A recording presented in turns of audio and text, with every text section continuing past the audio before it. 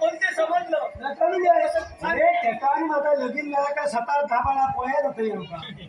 ते काय आहे माझा बाबा सवय होई ना काय होती बाबा काय